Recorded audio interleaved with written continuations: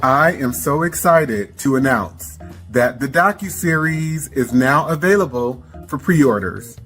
Go to DanteKing.com or to Diagnosing Whiteness and Anti-Blackness.com to check it out. Go and subscribe. Get your popcorn ready for December 7th. You can also join the launch party, which will be held live through Zoom. See you there.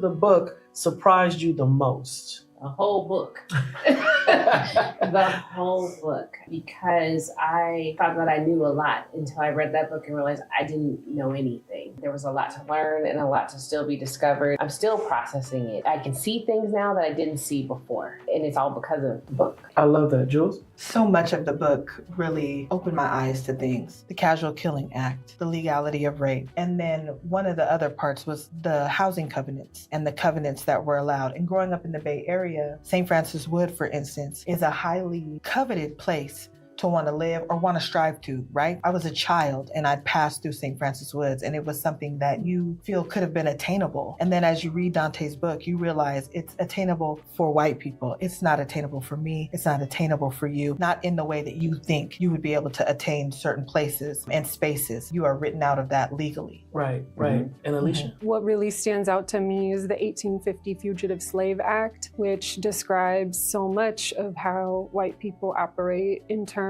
of that act deputizing all white Americans to serve as white racial police against African Americans, whether they're freed or enslaved, and getting incentivized by bounties, by slave auctions to surveil and police and criminalize Black people, and how that persists today, the obsession with it.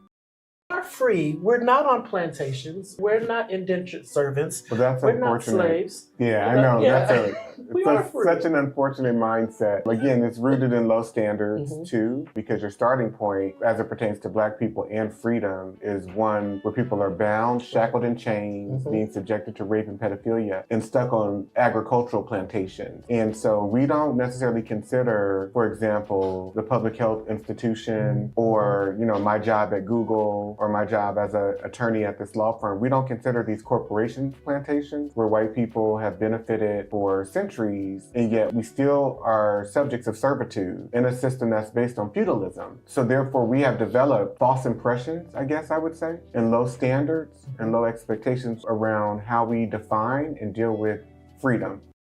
The hardest about chapter 3, and what are some key pieces that stood out for you that you would want people to know about or be prepared for? The different laws and the cases and the way that the system has been set up to not protect Black women and Black boys too, and Black men as well, particularly Black women, just for us to be seen, as you said this earlier, just the vessel to give birth and then go back to work. So that shows up in how our birthing outcomes are. It shows up in how we connect with our partners, because there's this constant reinforcement of that you don't matter and you're not valued. And I think you highlight that very clearly, the lack of protection for Black women in chapter 3. I also remember in one of your courses, you asked the class, would they want to be Black women? Everyone said no, right? And that just shows me even more how reinforced it is that being a Black woman, you're at a constant state of lack of protection and also aggression as well. Yeah, and let me be very clear too, because that question was out of the spectrum of all of the identities that I presented as multiple choice answers.